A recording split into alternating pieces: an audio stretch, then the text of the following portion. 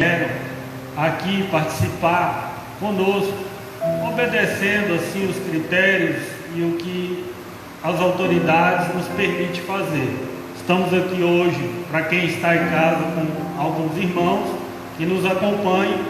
Esperamos que no próximo culto você que está em casa esteja aqui conosco para escutar, para adorar e exaltar o santo nome do Senhor Jesus. Gostaria que os irmãos abrissem a palavra de Deus lá no livro de Salmos 9. Queria ler aqui um versículo para a gente meditar nele nesse início de culto. Salmos capítulo 9, verso 7. Amém?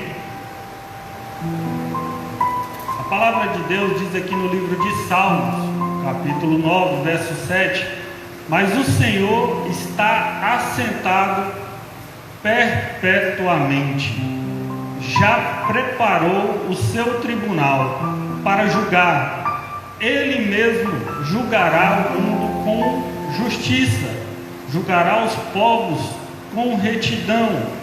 O Senhor será também um alto refúgio para o oprimido, um alto refúgio em tempos de angústia. Verso 10: e em ti confiarão os que conhecem o teu nome, porque tu, Senhor, nunca desamparastes os que te buscam. Amém? É até aqui, irmãos. Gostaria de chamar a atenção para o verso 7, quando diz que na primeira parte do versículo: mas o Senhor está sentado perpetuamente. Quem está sentado perpetuamente, em outras traduções diz que quando é perpetuamente, é para sempre. E ele está sentado aonde? No trono. Quem senta no trono é quem? É o rei, é aquele que nós confiamos. Nós temos visto esses dias muitas autoridades fazer muitos decretos, temos obedecido, temos seguido a orientação, mas nós não, como cristãos, nós não devemos nos esquecer que quem reina, quem é o nosso rei, é Deus, é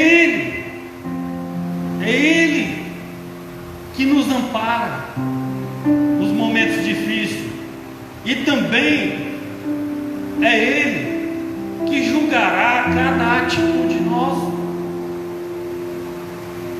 Cada atitude nossa, ou seja, cada atitude dos nossos líderes governamentais, não cabe a nós julgarmos.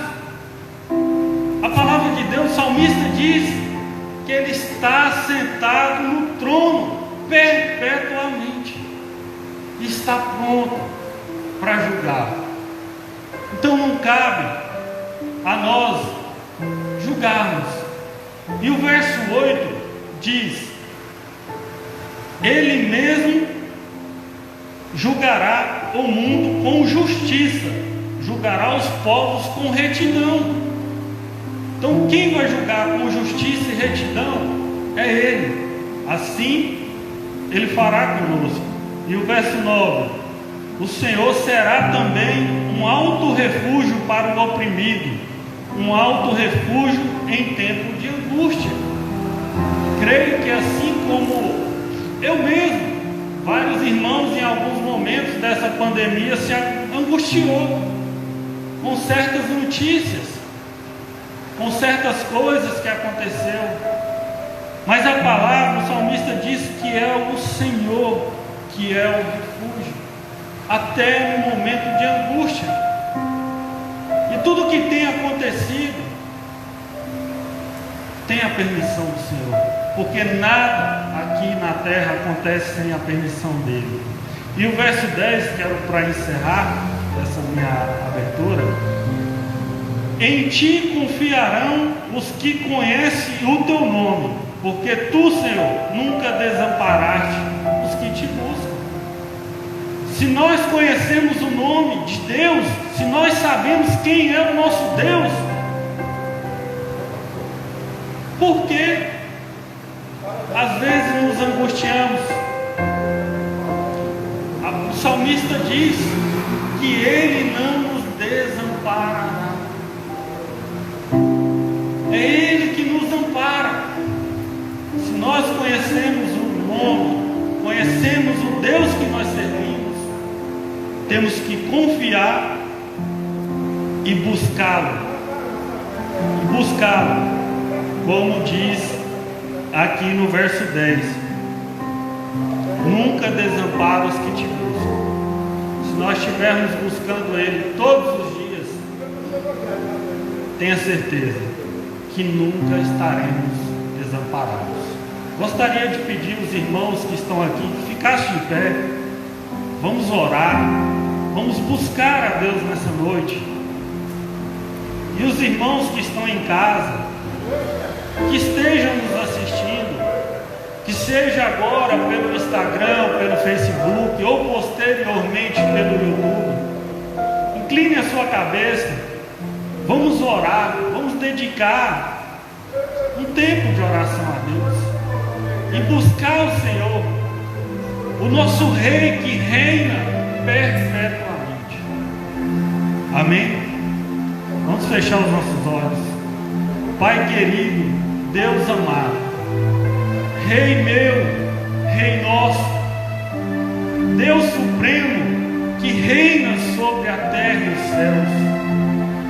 Senhor, sabemos que temos vivido momentos um pouco conturbados, às vezes a angústia, a aflição bate a porta, mas nós cremos num Deus vivo, num Deus que reina, que está sentado ao trono, que está pronto para aliviar a nossa carga, tirar a nossa angústia.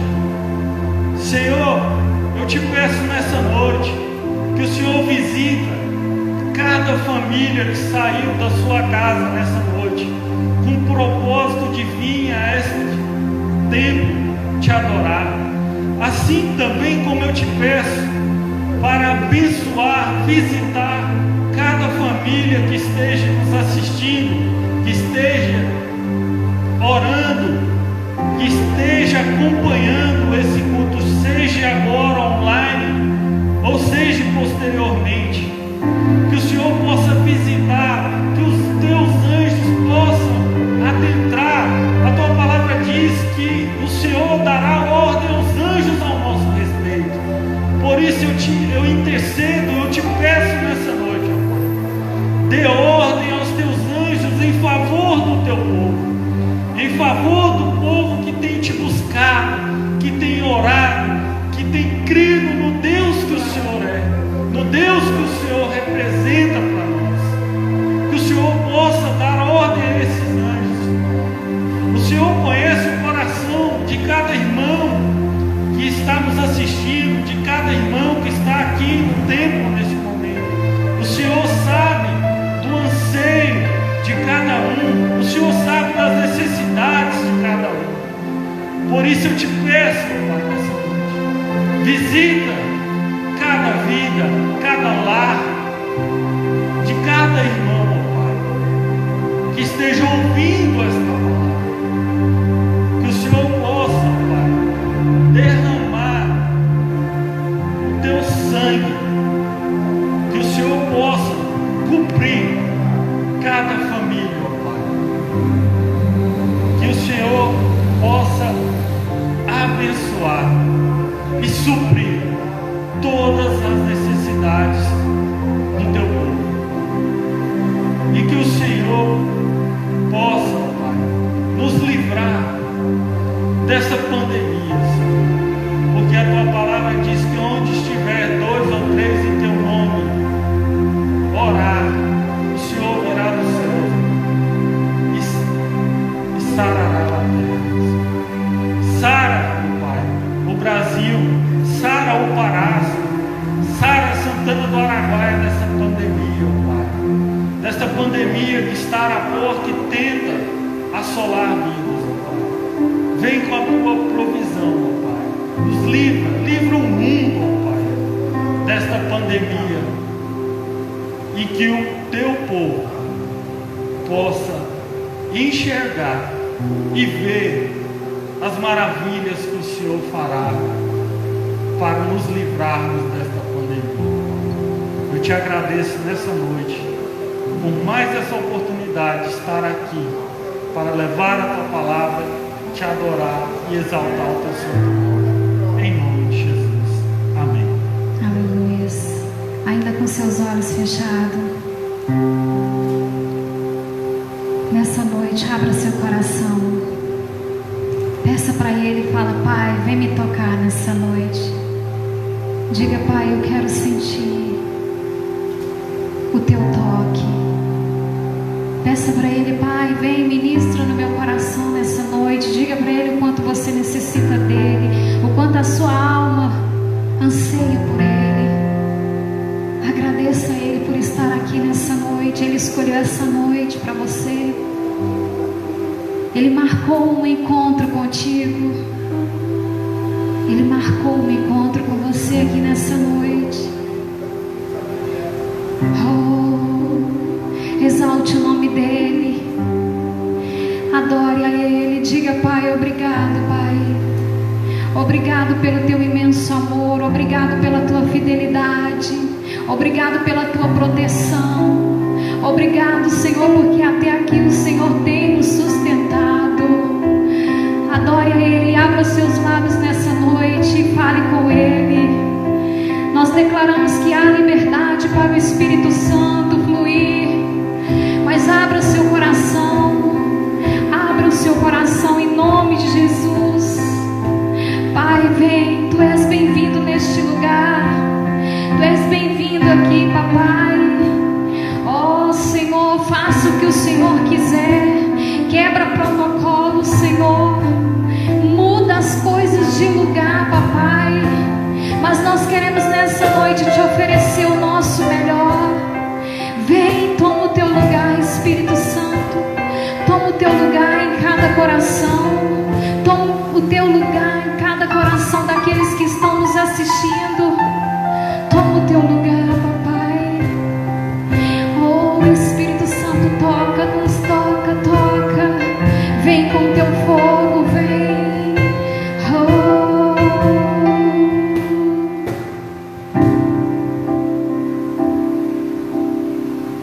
És mais real que o chão que eu piso. O chão que eu piso. Declare, erga sua voz e diga: és mais real que o ar em meus pulmões. És mais real que o ar em meus pulmões. Erga sua voz e diga: teus pensamentos me definem. Teus pensamentos me definem. És tudo para mim. És tudo para mim. És a minha realidade. És a minha realidade.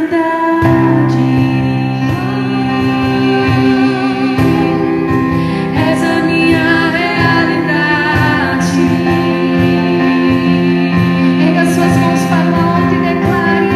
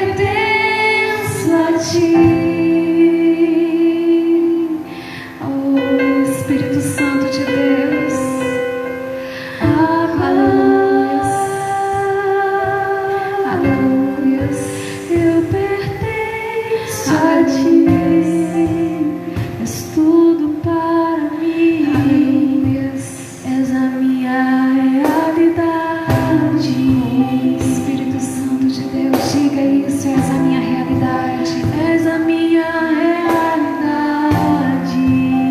Aleluias. É verdade, papai. Nós te adoramos, nós glorificamos o teu nome. Tu és exaltado, papai, aqui neste lugar. Obrigado, Senhor, por cada irmão, por cada irmã que está aqui neste lugar, que estão nos assistindo, papai. Que o Senhor possa visitar cada coração nessa noite, papai, trazendo cura, trazendo paz, trazendo libertação, trazendo transformação, papai.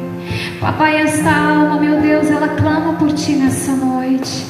Ela clama pela tua presença. Ela necessita de ti, ela anseia por ti, papai. Então eu te peço, Deus, vem e visita esses corações, papai, e muda, papai. Muda a sorte do teu filho, muda a sorte da tua filha, papai. Oh Deus, nós te agradecemos, papai. Muito obrigado por tudo que o Senhor tem feito e por tudo que o Senhor fará nessa noite. Nós te louvamos e nós te agradecemos. E você que está aqui conosco, aplauda Ele bem forte, em nome de Jesus. Amém? Amém? Glória a Deus. Você vai fazer bem assim, abraça, abre seus braços bem grandes, já que a gente não pode chegar um no outro para dar um abraço bem forte. Aí você vira para o lado e fala assim, aí faz assim, fala assim, se sinta abraçado em nome de Jesus. É assim que a gente pode abraçar uns aos outros, amém? Então vamos louvar a Ele mais uma vez, aplauda bem forte.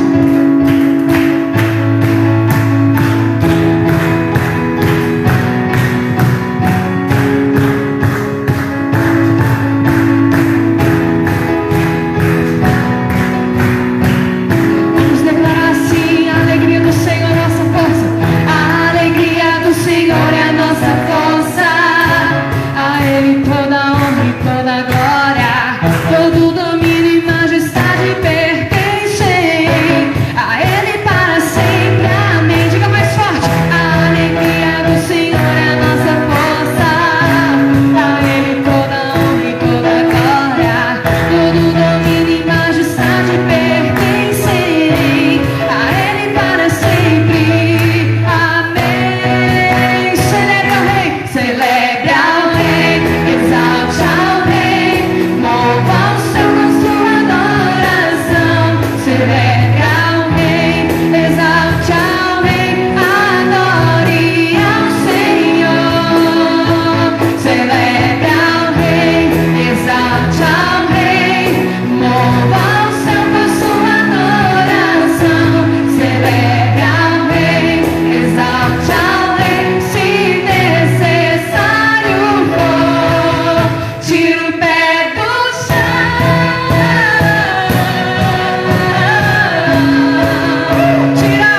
Tira o pé do chão.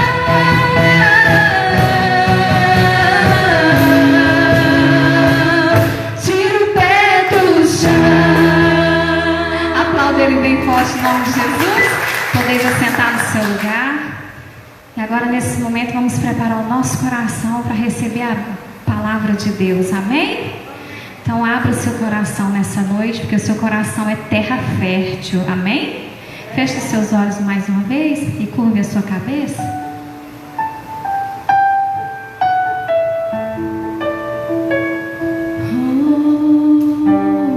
Vamos pedir ao Senhor para abrir o céu nessa noite e derramar a chuva dele sobre os nossos corações. Abre o céu, Senhor,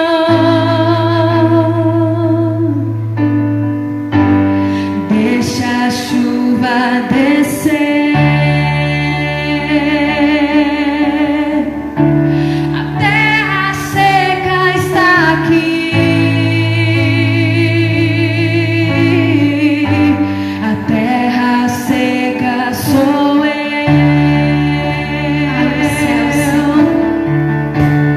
Abre o céu, Senhor.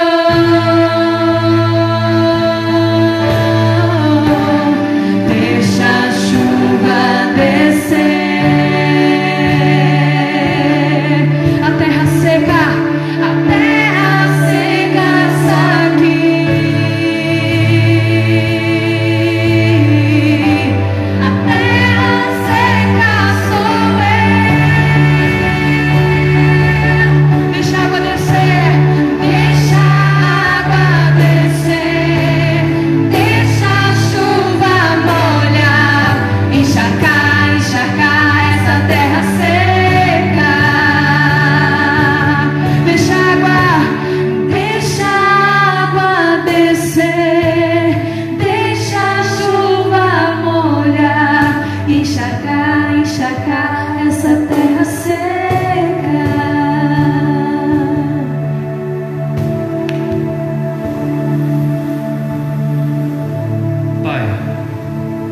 Diante do Senhor, meu Deus, nós verdadeiramente estamos prostrados, Pai.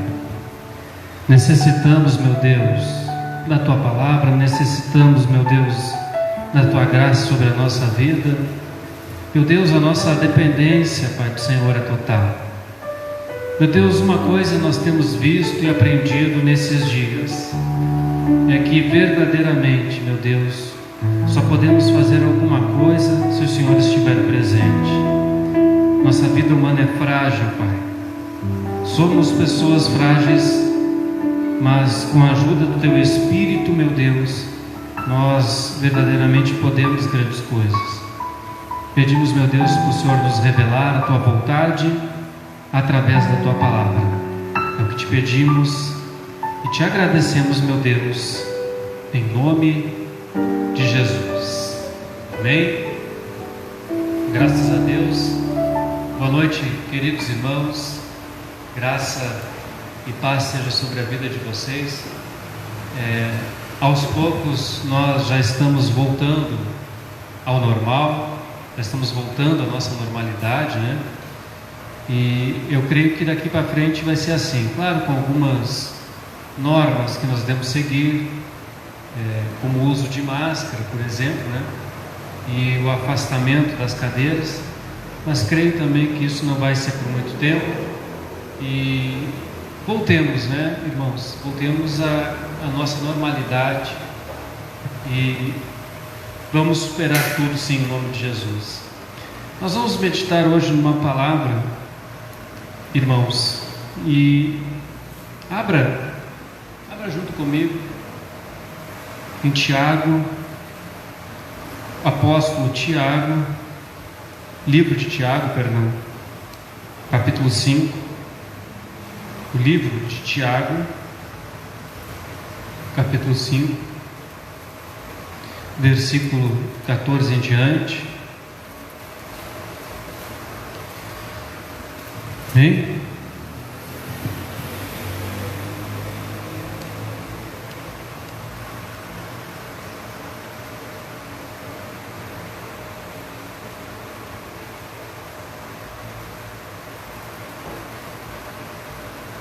Graças a Deus. Tiago, capítulo 5, versículo 14. Vamos começar então. Está alguém entre vós doente? Chame os presbíteros da igreja e orem sobre ele, ungindo com um azeite em nome do Senhor. E a oração da fé salvará o doente, e o Senhor o levantará. E se houver cometido alguma falta, ser-lhe-á perdoado. Confessai vossas culpas uns aos outros e orai uns pelos outros, para que sareis. A oração feita por um justo pode muito em seus efeitos. Hoje, irmãos, eu gostaria de tratar sobre o assunto da oração, que é a maior arma que nós temos. E eu posso dizer para vocês, sem medo de errar, muito certo de si até em falar isso, e até com muita tranquilidade, que a missão mais difícil, a mais difícil da obra de Deus, é ensinar e incentivar os irmãos a orarem, ler a Bíblia e orar. É muito mais fácil ensinar profecias, ensinar uma série de coisas, do que ensinar verdadeiramente os irmãos a orarem. Aliás, as coisas mais simples do Evangelho são as mais difíceis, as mais complicadas. Não é tão difícil assim, por exemplo, você pegar um livro de Daniel e você começar a explicar ali as 70 semanas, as visões, né, do capítulo 2, do capítulo 7. Não é tão complicado assim. ou você pegar o profeta Jeremias, Isaías, enfim, o complicado mesmo é o incentivo dos irmãos a viverem uma vida de oração. Um assunto que poderia ser considerado fácil, mas não é. É o mais difícil, porque é justamente na simplicidade do Evangelho que está o poder, e o diabo sabe disso. O inimigo se levanta contra tudo que se refere à oração. Aliás, se nós pudéssemos colocar uma lista diante do inimigo, quem ele quer matar primeiro, ou quais são as suas preferências, em relação a assassinato e destruição, estaria em primeiro lugar as pessoas que oram e dobram o joelho. Essas são as pessoas mais letais que existem dentro da obra de Deus, mais letais do que qualquer pregador, mais letais do que qualquer obra que possa ser feita, mais letais do que tudo. A pessoa que ora a Deus, a pessoa que clama, a pessoa que dobra o joelho, ela é um perigo iminente do inferno. E verdadeiramente as portas do inferno não prevalecem com a oração dessa pessoa. Não prevalece. O maior perigo do inferno não é uma igreja aberta, muito menos um pregador que saiba pregar bem. Não é esse o problema, não. Ou uma igreja cheia, também não. O maior perigo do inferno é aquela pessoa que desesperadamente, em angústia, ela verdadeiramente clama ao Senhor. Quando ela faz isso, o inferno estremece, potestades caem por terra. Então a oração é o elemento em que o inimigo mais trabalha para destruir a vida das pessoas, porque ele sabe que é isso que destrói a estrutura dele. É a oração. E é a única arma que nós temos realmente de poder. Aliás, a oração pode destruir qualquer coisa, e ela pode abençoar qualquer coisa. Ela pode fazer tudo na vida de uma pessoa. E aquilo que o inimigo mais trabalhou ao longo dos anos é a destruição dessa noção do povo de Deus, que é necessário orar ao Pai. Antes de eu me tornar cristão, eu segui algumas doutrinas, algumas filosofias, diria assim. E algumas dessas doutrinas e filosofias, elas diziam que Deus não intervém na vida de uma pessoa. Quando eu passei a ser cristão, eu pensei que eu ia ver outra explanação, Mas surpreendentemente, eu vi o contrário. Eu vi que grande parte dos cristãos pensam da mesma forma, que Deus não intervém na vida de uma pessoa. Incrível isso. Aí eu pergunto, mas se Deus não intervém na vida de uma pessoa, então para que orar? Qual o incentivo de andar em oração se Deus não intervém? Se Deus não intervém na vida de uma pessoa, então seríamos apenas meros coadjuvantes em um aquário ao qual tudo já está meramente programado. Por incrível que pareça, é assim que pensam algumas pessoas, que tudo não passa de um software de computador onde todas as histórias já estão ligeiramente preparadas e nós apenas vivemos aquilo que já está feito, sem interferência de Deus. Mas a realidade não é assim. Deus intervém, sim, na vida de uma pessoa. Qualquer ideia contrária a isso, esteja certo que é paganismo infiltrado no meio da igreja. Nós cremos num Deus que opera, sim, na vida de uma pessoa, que pode mudar histórias, sim. E se Deus pode interferir na vida de uma pessoa, se Deus pode transformar a vida de uma pessoa, a grande questão é: por que nós devemos orar? Por que nós devemos ter uma vida de oração? Muitas pessoas não têm uma vida de oração porque ainda não entenderam o porquê que elas têm que orar, porque elas sempre aprenderam rigorosamente da mesma forma o feijão com arroz, o leitinho. Que leitinho é esse?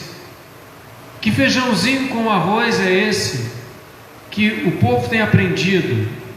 É que Jesus nos salvou, Jesus nos ama, portanto Ele é o Filho de Deus, e só, acaba por aí. Não tem oração, não tem busca. Entreguei minha vida para Jesus, então Ele cuida de mim, então o que tiver que acontecer, acontece. Normalmente é essa a visão rasa que muitas vezes é passada uma vida inteira para uma pessoa, e aí ela acaba passando a vida inteira sem entender o porquê que ela realmente tem que orar, todo momento, em todas as horas, em todos os sentidos. Sabe por quê, irmãos, que nós temos que ter uma vida de oração? Além de nós temos que orar para que Deus venha realmente sobre nós, nos auxiliar, interferir em muitas coisas, nos abençoar, abençoar o nosso próximo. Nós temos que entender uma coisa, e eu gostaria de começar a tratar desse assunto: tabernáculo. No Antigo Testamento, ele é a sombra das coisas futuras. E nessa sombra das coisas futuras, antes de nós entrarmos nisso, eu vou pedir para você, para nós irmos em Paulo, no Novo Testamento. 1 Coríntios, capítulo 6, versículo 19. 1 Coríntios 6, 19. Antes de nós irmos lá para o Antigo. Eu já disse algumas vezes que nós só podemos entender as cartas de Paulo se nós entendermos a mentalidade de Paulo. O que se passava na mente de Paulo quando ele foi inspirado pelo Espírito Santo? Que bagagem Paulo tinha para que quando vier a inspiração do Espírito Santo ele trouxesse essa bagagem e viesse tudo à tona? 1 Coríntios 6,19. Ou não sabeis que o vosso corpo é templo do Espírito Santo, que habita em vós, proveniente de Deus, e que não sois de vós mesmos? Agora nós temos uma pergunta: o que Paulo quis dizer com isso? Ou não sabeis vós que sois templo do Espírito Santo? O réu, templo. O que Paulo está querendo falar com isso? Paulo está nos levando lá para Êxodo capítulo 40. Paulo está nos levando lá para o tabernáculo levantado no deserto, para a tenda. E ele está nos querendo passar o seguinte ensinamento. Lá em Êxodo capítulo 40, quando você vai para Êxodo, você tem um texto extremamente interessante, que diz assim: falou mais o Senhor a Moisés, dizendo: no primeiro mês, no primeiro dia do mês, levantarás o tabernáculo da tenda da congregação. Levantarás o tabernáculo. Veja que Deus manda Moisés levantar o tabernáculo, Ohel, lugar onde Deus se manifesta, lugar onde Deus se revela, lugar onde Deus habita não apenas no meio do povo, mas Deus habita entre o povo. Isso é cumprido lá em Apocalipse capítulo 22, onde na Nova Jerusalém Deus habita também no meio do seu povo, onde o templo é a própria cidade, o próprio povo, o próprio Deus está ali. E veja que esse templo ele é levantado. Isso nos remete e nos leva a pensar em ressurreição, porque esse templo de Moisés tipifica o que? Além da obra de Cristo, tipifica nós. Essa tenda nos tipifica. Essa tenda é uma sombra de nós mesmos, porque é dada a ordem para Moisés levantar o tabernáculo, ungir o tabernáculo com azeite santo.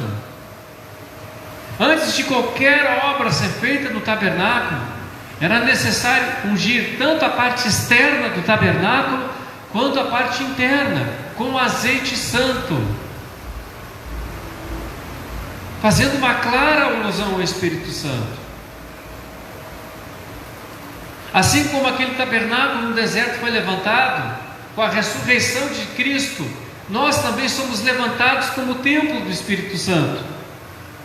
Assim como era necessário para que aquele tabernáculo tivesse seus trabalhos a unção do azeite santo, santíssimo, assim também, antes de que nós possamos fazer qualquer coisa, nós somos ungidos pelo Espírito Santo, pela presença do Espírito Santo. Amém? Amém, irmãos? Nós somos ungidos também pelo Espírito Santo. Somos levantados pela ressurreição como templo ao qual habita o Espírito Santo. Nós somos ungidos pelo poder do Espírito Santo, pela presença do Espírito Santo, tanto que nós somos o templo do Espírito Santo, como naquele tabernáculo lá no deserto, que antes de haver qualquer coisa também era ungido com o azeite santíssimo. Santíssimo. Êxodo capítulo 30. E o tabernáculo funcionava o quê? Para glorificar a Deus.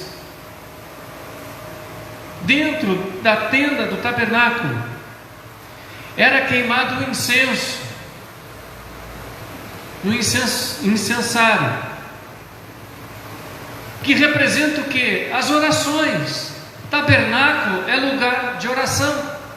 Tabernáculo no deserto era um lugar onde, além de Deus se revelar, era um lugar de sacerdócio, isso é, era um lugar de intercessão, era um lugar de oração a Deus. Era um lugar onde o sacerdote, que tipificava a obra de Cristo, mas o sacerdote, como não era perfeito, ele orava pelo povo, mas ele também tinha que orar por ele mesmo. Ele fazia sacrifícios pelo povo, mas ele também tinha que fazer sacrifício pela sua própria vida, para que ele não morresse. Tabernáculo é lugar de oração. E é como se cada um de nós que aceitamos Jesus como nosso Senhor e Salvador fôssemos pequenas miniaturas desse tabernáculo, que juntas formam esse grande tabernáculo de Deus que habita o Espírito Santo, que é a igreja. E se nós somos esse tabernáculo, ungidos com o Espírito Santo, então nós temos a função do tabernáculo, que é orar o tempo todo. A lâmpada nunca se apaga do tabernáculo. Você acha que aquilo está ali por acaso? Você acha que Deus deu essa instrução para Arão e os seus filhos por acaso? Que a lâmpada nunca deveria ser apagada? Não, aquilo é uma sombra futura de nós hoje. A lâmpada nunca pode se apagar. A presença do Espírito Santo em nós jamais pode se apagar. E como é que a gente faz isso não se apagar? com uma vida de comunhão, com uma vida de oração, com uma vida de busca. A nossa função como cristãos é termos uma vida incessante de oração, como era no tabernáculo de Moisés. O tabernáculo de Moisés nos representa hoje. Ele traz a obra de Cristo. Ele traz aquilo que nós somos. Nós fomos levantados também. Nós somos ungidos também. E nós devemos também orar incessantemente o tempo todo. O salmista Davi, lá no Salmo 141, no versículo 2, abra em Salmos 141, no versículo 2, o salmista diz assim: suba a minha oração perante a tua face como incenso, e seja o levantar das minhas mãos como o sacrifício da tarde. Lembra lá de Daniel? Quando é que foi que Daniel teve a revelação? Quando ele orava no sacrifício da tarde. Lugar de oração, lugar de sacrifício, é lugar de revelação de Deus. Eu fico impressionado porque não é simples, não. Esse é o assunto mais difícil. Eu já perdi a conta de quantas vezes eu em atendimentos, olha, pastora, está acontecendo isso na minha vida, aquilo, o telhado desabou, eu fiquei doente, eu perdi o emprego, aconteceu tudo. E a gente pergunta: você ora? Não. Como que não? Veja que o inimigo colocou isso na mente das pessoas. Colocou na mente das pessoas que elas não devem ser tabernáculo nos dias de hoje, que elas não devem mais orar. O principal trabalho do inimigo na face da terra é tirar a oração dos cristãos, é tirar o incentivo dos cristãos a orarem, porque ele sabe que muitas respostas estão na oração. Então ele faz de tudo para que não haja oração. Ele não está preocupado se a pessoa vai ou não vai na igreja. O que adianta? Para ele tanto faz a pessoa ir na igreja ou não, contanto que a pessoa não ore, contanto que a pessoa não dobre o joelho e contanto que a pessoa não estremeça o inferno. Tanto faz para ele. Tanto faz para ele as pessoas muitas vezes fazerem várias coisas religiosas, tanto faz como tanto fez. Isso não abala o inferno. Agora, uma oração sincera, essa sim estremece o inferno. Jesus é o nosso maior exemplo. E Jesus era um homem, quando veio como filho do homem, da semente de Adão, era um homem que orava o tempo todo. Tudo que ele ia fazer, ele orava. Ele acordava mais cedo que todos, e antes dele operar aquela série de milagres que ele operava durante o dia, ele orava ao Pai.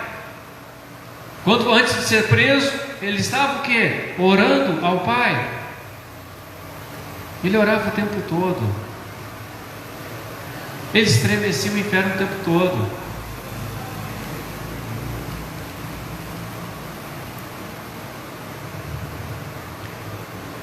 Sabe por quê? Que lá em Mateus 6, Jesus nos manda orar. Lá em Mateus capítulo 6, versículo 6, ele diz assim: mas tu, quando orares, entra no teu quarto e, fechando a tua porta, ora ao teu Pai, que vê o que está em secreto. A oração mais poderosa que existe é essa. Por quê? Porque não tem holofote nessa oração. Quando você entra no seu quarto e fecha a porta, não tem ninguém olhando, porque lá dentro é só você e Deus mesmo. Não tem máscaras. É até engraçado nós estarmos de máscara aqui, não é alusão a isso, né? Mas não tem máscara diante de Deus, porque diante das pessoas nós podemos usar várias máscaras, não essas que nós estamos usando contra o Covid, mas máscaras de comportamento, máscaras de holofote, máscaras de chamar a atenção, mas diante de Deus tudo isso desaparece. Diante de Deus desaparece todas as máscaras, só está os dois ali, e só a verdade é que prevalece.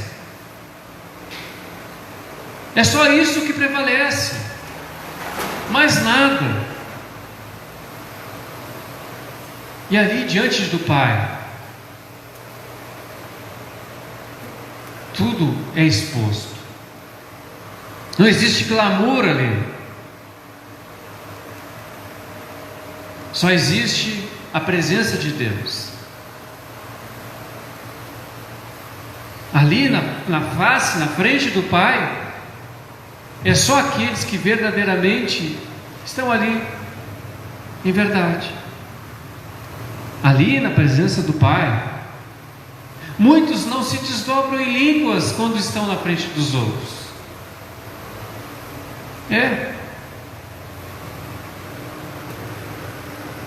Ali muitas máscaras caem por terra. Existem muitas pessoas que na frente dos outros se desdobram em línguas, mas diante do Pai, fechado na porta do quarto, onde não tem absolutamente ninguém vendo,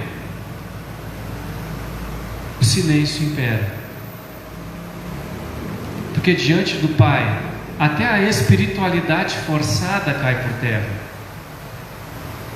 Porque diante do Pai que tudo vê, nem mesmo uma pretensa unção e espiritualidade não é posta à prova.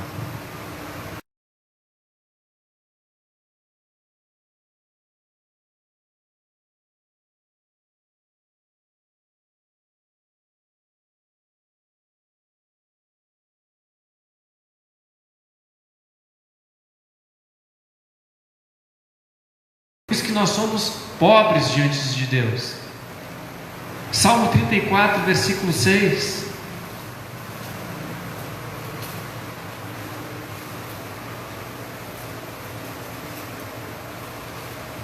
Salmo 34, versículo 6.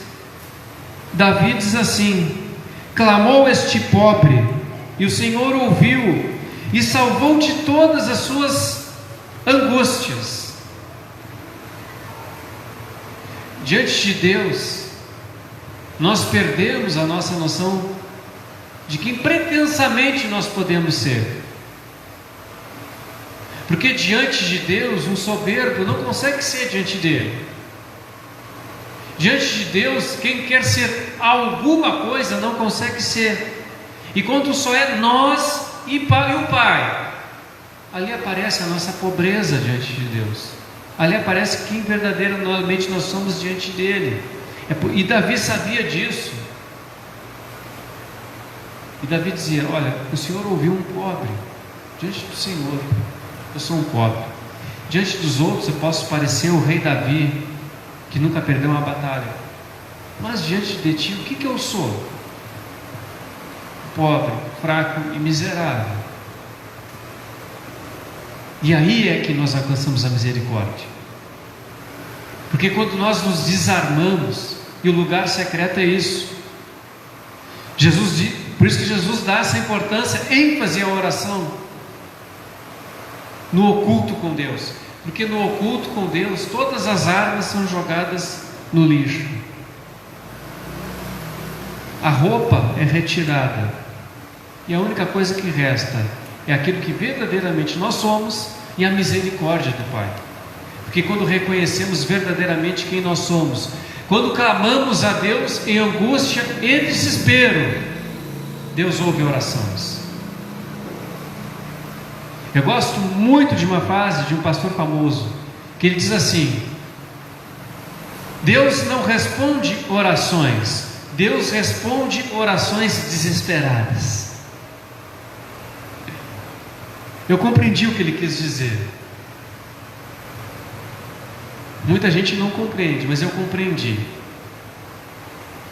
Sabe o que é? É que quando verdadeiramente nós oramos a Deus, em sinceridade de coração, sem luzes, sem presenças, só nós e o Pai, ali é o lugar onde nós alcançamos a misericórdia. Ali é o lugar de contrição. Ali é o lugar onde Deus nos ouve verdadeiramente. Ali é onde o eu desaparece, e quando o eu desaparece, a misericórdia de Deus surge no lugar do eu. E verdadeiramente somos abençoados. O inimigo não quer isso de jeito nenhum. O inimigo não quer a oração de jeito nenhum. Lá em Daniel capítulo 10, Daniel, ele ora e jejua durante 21 dias. Veja que coisa interessante. Muita gente faz o jejum de Daniel sem entender o porquê. Você já parou para se perguntar: por que Daniel jejuou 21 dias?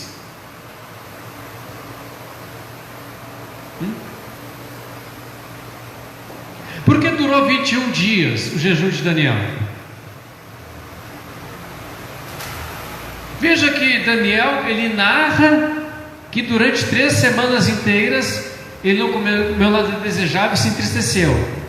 Mas em nenhum momento isso é demonstrado que foi algo propositivo. Isso é, eu vou orar durante 21 dias. Não. Sabe por que ele orou durante 21 dias? Porque a batalha nos céus durou 21 dias.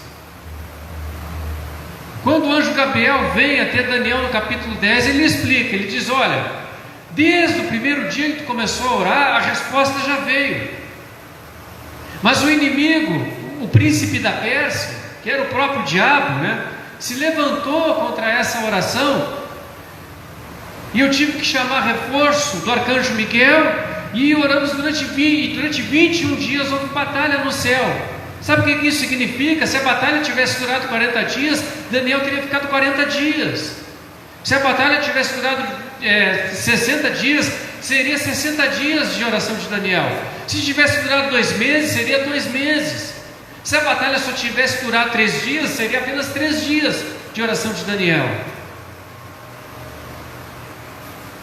O tempo de jejum de Daniel foi um tempo de batalha. Agora imagine se Daniel tivesse desistido.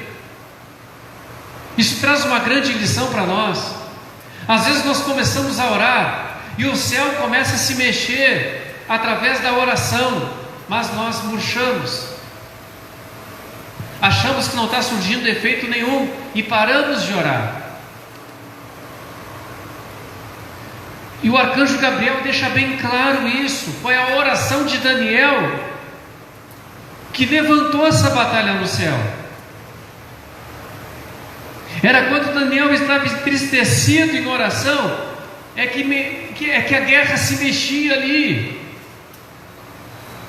E houve fim durante 21 dias, mas poderia ter durado muito mais. E eu tenho certeza que Daniel continuaria orando, porque para Daniel era vida ou era morte. Ele queria aquilo, o assunto encerrado. E é isso, irmãos, que nós temos que ter: vida ou morte, ou é ou não é. Ou nós alcançamos, ou não alcançamos, nós vamos ir até o fim. E muitas vezes nós desistimos no meio, achando que nada está acontecendo. Estamos orando, mas nada está acontecendo. Mas nós temos que ter uma ideia de que há uma batalha no céu, e que depende muito também dos nossos esforços em oração, clamando o tempo todo. Lá no livro de 1 Reis, Elias orou, e era um homem também sujeito a nós, orou com fé e não choveu por 3 anos e meio. Aí eu pergunto: a oração tem ou não tem poder? A oração pode ou não pode mudar? De todas as coisas que nós podemos desanimar na vida, A única que nós não podemos abrir mão é da oração. A oração mexe com o plano espiritual. E eu já sabia disso quando eu mexia com outras coisas. Eu já sabia disso antes de ser cristão. Qualquer pessoa que tem um mínimo de senso sobre o plano espiritual sabe disso. A oração mexe com o plano espiritual. Mexe com as nossas vidas. Mexe com tudo que está à nossa volta. Verdadeiramente nós temos que ter um espírito de oração.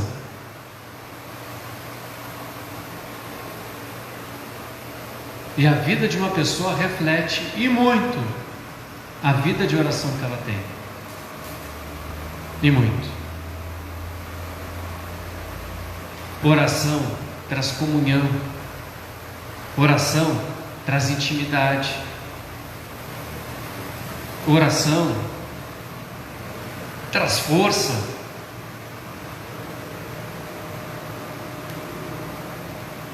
Vinde a mim, vós os que estáis cansados, abatidos, porque como é que nós vamos chegar? Isso equivale a muitas mais palavras que você pode ter no seu vocabulário.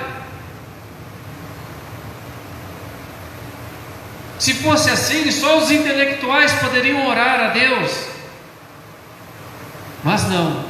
Quando Jesus revela o Evangelho, Ele agradece a Deus, porque o Evangelho estava sendo revelado àquelas pessoas que diante da sociedade eram consideradas pessoas pequenas, sem instrução. Mas diante de Deus não. O Evangelho não é para os soberbos. O Evangelho é para os simples de coração. Qual é a oração que chama a atenção de Deus? Qual é a oração que chama a atenção de Deus? É aquela oração que quando você entra na presença dele, você faz que nem Davi. Você fica nu, espiritualmente falando, e você se considera um pobre. Ali você já tem 90% da oração já realizada. Quando você despedaça o seu eu, coloca o teu eu lá no chão, e aí a misericórdia de Deus vai vem vindo sobre você. Vocês lembram da oração do publicano e do levita e do sacerdote? A única coisa que o publicano fazia era bater no peito: Senhor, tem misericórdia de mim, eu sou um pecador. É difícil fazer isso? Tem alguma coisa complicada nessa oração? É difícil falar assim: tem misericórdia de mim, que sou um pecador? É difícil fazer isso? Tem que saber ler para fazer isso? Tem que saber, não precisa saber nada. Pois é, essa foi uma oração poderosa. Jesus disse: olha, esse homem saiu justificado nessa oração. E ele só fez isso. Eu sou um homem pecador. Pronto. Reconheceu diante de Deus quem ele era, clamou misericórdia. Melhor oração que tem. Destrói as obras do diabo ali. Destrói qualquer coisa. Nós podemos vencer, irmãos, tudo na vida com a oração. Tudo. E sabe por que isso é tão difícil de entrar na nossa mente? Porque há uma doutrina humana. O Evangelho foi complicado com doutrinas humanas, complicando tudo. E aí, é claro, é uma geração após outra aprendendo errado. E aí, como é que vai tirar isso agora da mente?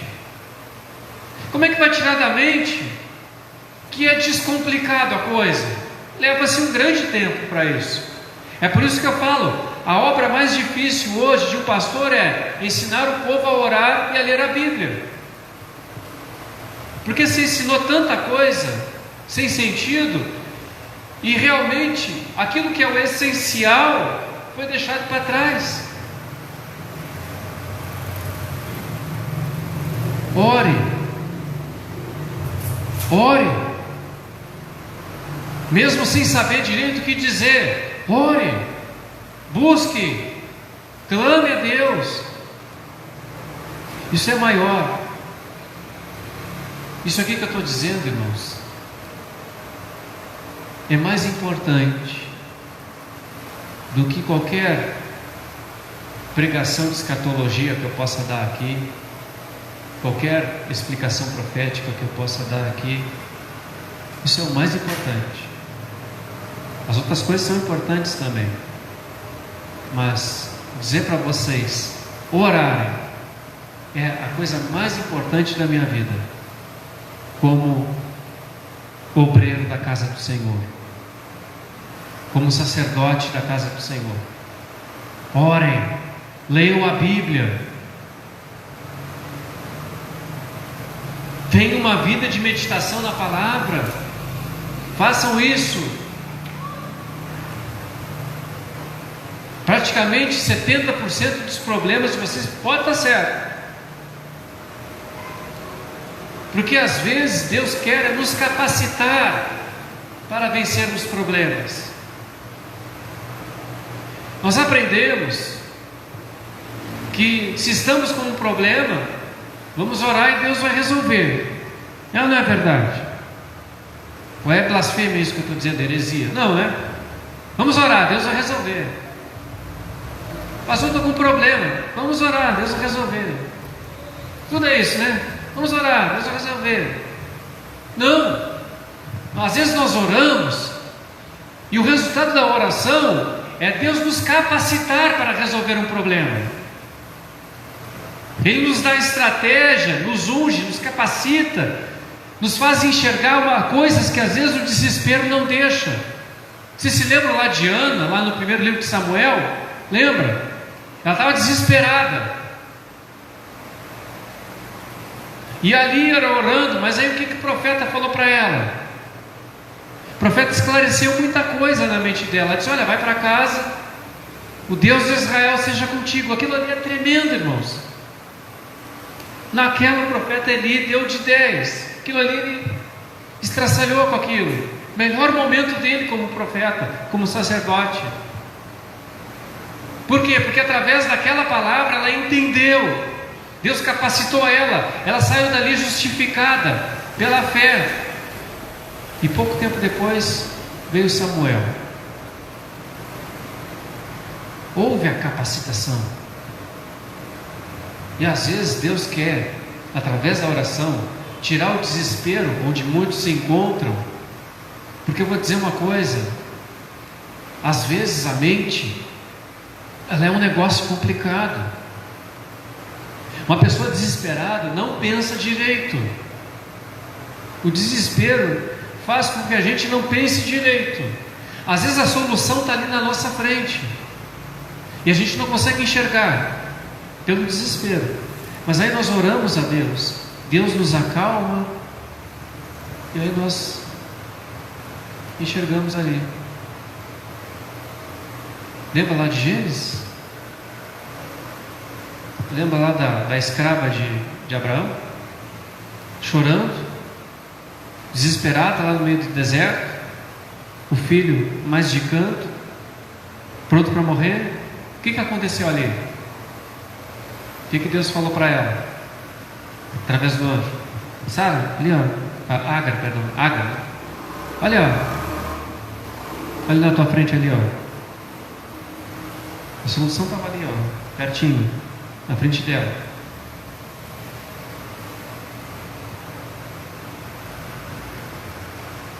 Mas tudo, irmãos, é com a oração.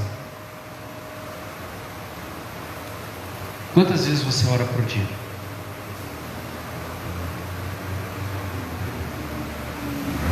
Quantas vezes?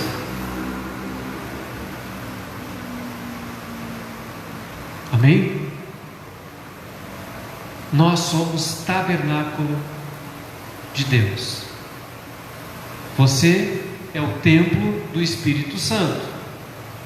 E se você é o templo do Espírito Santo, se você é o tabernáculo, se você é o réu, Deus se revela em você. Deus não habita apenas no meio de você, Deus vive com você. E a sua função de tabernáculo é orar insistentemente. É a sua função de tabernáculo queimar incenso aromático para Deus. O que é orar, queimar incenso aromático? É orar a Deus. É a oração dos santos. É nossa obrigação de tabernáculo vivermos uma vida de oração. E nós temos que saber disso. Nós não somos apenas cristãos. Nós não apenas aceitamos Jesus como nosso Senhor e Salvador. Quando nós aceitamos Jesus como nosso Senhor e Salvador, automaticamente nós nos transformamos no templo, ao qual Ageu, lá no capítulo 2, diz que a glória desse segundo templo, que somos nós, será maior do que a glória do primeiro templo. E quando nós estamos despidos na frente de Deus, como aquela visão lá de Zacarias, lá do capítulo 3, lá quando o sacerdote Josué está na frente de Zacarias e o inimigo está acusando ele. Quando nós estamos na presença de Deus, somente nós e Deus, acontece o que aconteceu lá naquela visão. Você se lembra da visão de Zacarias? O que Deus fala? Deus justifica Josué. Deus manda trocar as vestes do profeta, do sacerdote Josué. E ele diz: olha, por acaso esse não é um tição que eu tirei do meio do fogo, da provação, da Babilônia? Isso, irmãos, é vida de oração. Se você exercer sua função de tenda viva, que você é viva, você é tenda viva de Deus, e as suas orações é como um incenso aromático diante de Deus. Amém? Curve sua cabeça, feche seus olhos e vamos orar ao Pai. Pai querido, Pai amado, meu Deus, assim como a tenda foi levantada, a tenda foi ungida, assim como ali era o lugar da oração, ali era o lugar onde o incenso era queimado, assim como o rei Davi disse: Senhor, que as minhas orações sejam como um incenso aromático, que cheguem até a tua presença. Meu Deus, assim é o teu povo, Pai, templo vivo do Espírito Santo. Meu Deus, nos ensina, Pai, cada vez mais a orar. Nunca o pedido, meu Deus, dos discípulos foi tão atual como nos dias de hoje. Nos ensina, Pai, a orar. Se o Senhor tem nos ensinado a orar, nos lembra a orar, Pai. Nos incentiva, Pai, nos dá um chacoalhão em nós, meu Deus. Nos coloca, Pai, no caminho da oração. Mesmo que muitas vezes, meu Deus, a única forma, Pai, do Senhor nos sacudir é nos colocando muitas vezes no meio da provação. Assim como o Senhor, Pai, assim como lá na visão de Zacarias, meu Deus, o sacerdote Josué, que representava o povo de Deus, que representava Jerusalém, que representava a parte espiritual, assim como o Senhor mostra que eles foram provados para se chegarem até a tua presença, Pai. Nunca retires de nós, meu Deus, a lembrança de que nós temos que ter, Pai, uma vida de oração, uma vida de busca, porque é o nosso milagre, porque é a nossa bênção, Pai, porque a nossa vida, meu Deus, depende disso, porque a intercessão diante, Pai, dos irmãos depende disso. Meu Deus e meu Pai, o Senhor levantou tendas no meio de um deserto. Nós vivemos hoje, meu Deus, um mundo, Pai, que é um deserto de orações, um mundo que clama, Pai, um mundo que quer ver pessoas de oração, O mundo necessita de um povo que ora, de um povo que busca, que clama. Meu Deus, nós queremos ser, Pai, essas tendas vivas, essas tendas que clamam de joelhos, que te buscam, Pai, em espírito e em verdade. Era isso, meu Deus, que o Senhor quis dizer lá no livro de João para aquela samaritana. O Senhor está cansado de religiosidade. O Senhor está farto, Pai, de sacrifícios que não valem nada. O Senhor busca verdadeiramente tendas vivas, adoradores, isso é, aquelas pessoas que queimam o incenso de oração, o incenso aromático em espírito e em verdade, Pai. É esses que o Senhor está buscando na face da terra. O Senhor está farto de religião. O Senhor está farto de sacrifício de tolo. Meu Deus, que nós venhamos, Pai, verdadeiramente a sermos esses adoradores, essas pessoas que oram e que estremecem as portas do inferno, ao qual essas portas do inferno não prevalecem com a oração dos justos, em nome de Jesus. Vamos louvar ao Senhor. Na oração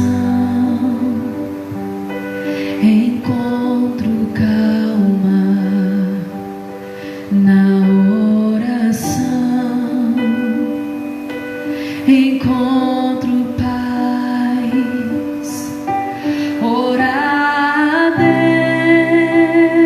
Deus faz bem à alma, falar com Deus me satisfaz. Falar com Deus, que privilégio, abrir a alma ao Criador, sentir que os céus estão abertos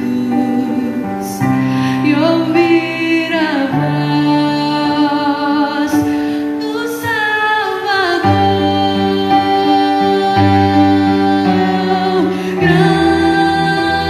Grande é o nosso Deus e as obras que Ele faz. O seu amor não tem limite, em seu perdão encontro paz.